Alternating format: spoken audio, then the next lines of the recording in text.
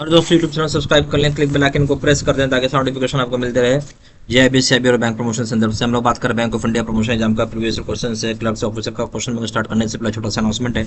Bank of India promotion exam का clerks officer का course content होता है हमारे पास, जो कि purely for bank of India promotion exam के लिए बनाया जाता है, जहां आपको वीडियो लेक्चर कोर्स हो जाएगा, सर्कुलर्स का सारी वीडियोज हो जाएंगे, ज्ञान ज्योति का वीडियो कोर्स हो जाएगा, विजेता का वीडियो कोर्स हो जाएगा, संदीपनी का वीडियो कोर्स हो जाएगा, नोट्स हो जाएंगे पीडीएफ में, 3000 क्वेश्चन बैंक हो जाएगा पीडीएफ में, 20 मॉक टेस्ट हो जाएगा। प्राइस रखा गया इसका 2000 रुपये 6 महीने की वैलिडिटी के लिए, 3000 रुपये लाइफ लॉन्ग वैलिडिटी के लिए। पहले सवाल बात है, validity of negotiable instruments reduced from 6 months to 3 months with effect from 1st April 2012 as per notification of RBI.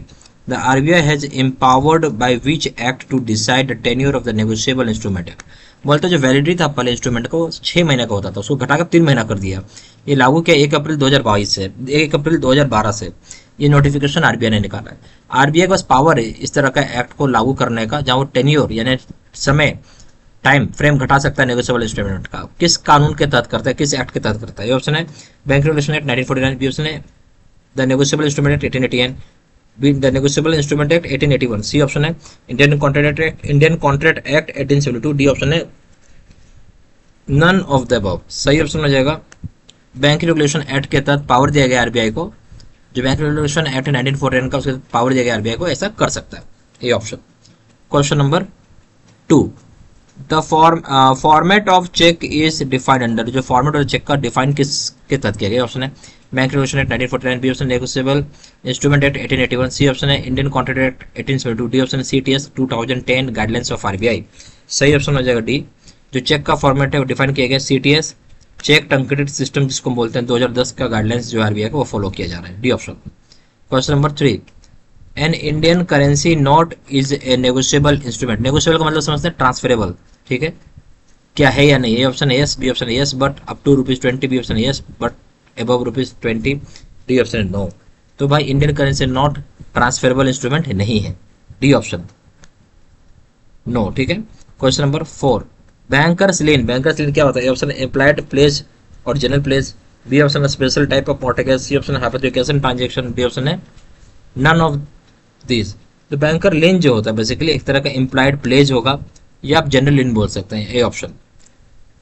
Question 5 में ये, negotiation of an order instrument is treated as complete by, जो negotiation होता है order instrument उसको treat किया जाता है complete, या कौन सा सबसे ज्यादा अप्रोप्रिएट आंसर होगा? A option delivery to any instrument, B option है bearer instrument by delivery only, C option है an order instrument by endorsement and delivery, D option है both B and C are correct. सही option क्या हो जाएगा? तो यहाँ हो जाएगा नेगोशिएशन जो किसी भी ऑर्डर इंस्ट्रूमेंट कम करते हैं, जो कि ट्रीट करते हैं कंप्लीट के रूप से, इसमें से कौन सा एप्रोप्रिएट आंसर है? तो जो डिलीवरी बोल रहा है delivery by two an instrument, गलत हो जाएगा। फिर बोलता है बेरर इंस्ट्रूमेंट को डिलीवर किया जाएगा ओनली केवल, ये सही है। फिर बोल रहा है कि ऑर्डर इंस्ट्रूमेंट को भी इंडोर्समेंट के द्वारा हम कर सकते हैं, चाहे डिलीवरी के द्वारा कर सकते हैं, भी सही है। तो बेरर में सिर्फ डिलीवरी होता है, ठीक है, और ऑर्डर इंस्ट्रूमेंट आप इंडोर्समेंट भी कर सकते हैं और डिलीवरी भी कर सकते हैं, यानी डी ऑप्शन सही है, बहुत B and C. Question number 6 में, the period of limitation for exercising bankers lien and pledges is how many years? कितने समय तक का लिमिटेशन होता है जहां बैंक एक्सरसाइज कर सकता है बैंकर्स लीन और प्लेज, कितने साल के लिए? उसका लिमिटेशन क्या है? Option 3 years, B option 12 years, C option 30 years, D option है not covered under limitation act. तो सही ऑप्शन क्या है कि जो बैंकर लीन होता है चाहे प्लेज, ये आपका लिमिटेशन पीरियड में नहीं आता है, इसलिए not covered under limitation act हो जाएगा, D option. Question number 7, as per RBI act 1934 section 31 in India, no person other than RBI और central government can draw accept make और issue any bill of exchange और provision not payable to bearer, these instruments are called as. बोलता है जो as per जो अभी आपका RBI act है 1934 का, जिसमें सेक्शन 31 है, वहाँ बोलते पूरे भारत में कोई भी पर्सन ऐसा नहीं जो आरबीआई को छोड़ दे, सेंट्रल गवर्नमेंट को छोड़ दे, जो कि ड्रॉ कर सकता है, एक्सेप्ट कर सकता है, चाहे इशू कर सकता है कोई भी bill of exchange, provision note जो कि पेबल होगा बेरर का, इस तरह के इंस्ट्रूमेंट को हम क्या बोलते हैं? Option order cheque, B option है Indian currency notes, C option हो जाएगा post dated cheque, D option हो जाएगा एनओए। सही ऑप्शन हो जाएगा आपका बी, ये इंडियन करेंसी नोट होता है, ठीक है, सिर्फ आरबीआई के पास पावर भैया और कोई इशू नहीं कर सकता। भारत का रुपये कौन बनाता है, प्रिंट कौन करता है? सिर्फ आरबीआई कर सकता है। तो इंडियन करेंसी नोट हो गया वो, ठीक है, बी ऑप्शन। क्वेश्चन नंबर 8 भाई, drawee of any cheque will always be, जो ड्रॉई होता है किसी भी चेक का हमेशा क्या होगा, A option bank, B option human, C option any business organisation, D option none of the above. जो सही ऑप्शन हो जाएगा, ड्रॉई जो होगा जहाँ पैसा हम निकालने जाते हैं वो हमेशा बैंक ही होता है, ठीक है, बैंक होता है हमेशा drawee, A option. Question number 9, mister A has given a force cheque to mister B for some consideration, mister B has handed over this cheque to his employ C to take payment from the bank due to the carefulness of banker C has accused to carry a forged check. Now who is the holder as per NI 1881 of this forged check?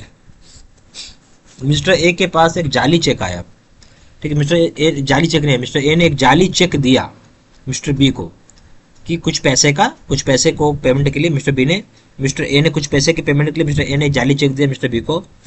Mister B ने इस check को handover कर दिया अपने employ mister सी को, ठीक है। अब बहुत केयरफुल एग्जामिन किया गया तो बैंकर जो है उसे ध्यान से देखा और बैंकर ने बोला सी को कि भाई आप जाली चेक लेके आ रहे हैं, आप धोखाधड़ी कर रहे हैं। अब इस केस में जो होल्डर है वो कौन है एज पर NI एक्ट 1881 के तहत, जो कि फोर्स के चेक ला रहा है, A option mister A, B option mister B, C option mister C, D option हो जाएगा no one claim holder as per NI act. सही ऑप्शन हो जाएगा डी। यहाँ पे किसी को भी आप बोल नहीं सकते क्लेम होल्डर कर सकते हैं, किसी को क्लेम होल्ड नहीं कर सकते एज पर NI एक्ट के तहत, डी ऑप्शन। क्वेश्चन नंबर 10 में a customer tenders to the bank an outstation check for collection and also request for instant credit, bank will be called as an agent of the customer। बोलता है कि जो customer होता है bank को tender कर रहा है आउटस्टेशन चेक जहाँ कलेक्शन किया जाएगा, साथ रिक्वेस्ट कर रहा है इंस्टेंट क्रेडिट करने, तुरंत पैसे जमा कर दीजिए, बैंक यहाँ पे एजेंट हो जाएगा, कस्टमर क्या हो जाएगा, ए ऑप्शन हो जाएगा holder due course, B option holder, C option holder for value, D option हो जाएगा नन ऑफ द अबव। सही ऑप्शन क्या हो जाएगा, होल्डर फॉर वैल्यू हो जाएगा, कस्टमर क्या हो जाएगा holder for value, C option. यहाँ हमारे पास bank of India promotion exam का क्लर्क्स ऑफिसर कोर्स कंटेंट होता है जो कि purely for bank of India promotion exam के लिए बनाया जाता है, जहाँ वीडियो लेक्चर कोर्स हो जाएगा, सर्कुलर्स के वीडियोस हो जाएंगे, ज्ञान ज्योति का वीडियो कोर्स हो जाएगा, विजेता का वीडियो कोर्स हो जाएगा, संदीपनी का वीडियो कोर्स हो जाएगा, नोट्स हो जाएगा PDF में, 3 क्वेश्चन बैंक हो जाएगा, 20 मॉक टेस्ट हो जाएगा।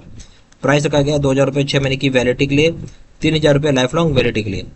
जहाँ जानकारी व्हाट्सअप कर सकता है, नंबर हो जाएगा 4x9685127, या फिर वेबसाइट पे जाकर डायरेक्टली ऑनलाइन ऑर्डर प्लेस कर सकता है। वेबसाइट हो जाएगा www.jibcstudymaterial.com, email ID 67483@gmail.com। ये सारी इन्फॉर्मेशन मैंने इस वीडियो के डिस्क्रिप्शन बॉक्स में डाल दिया था।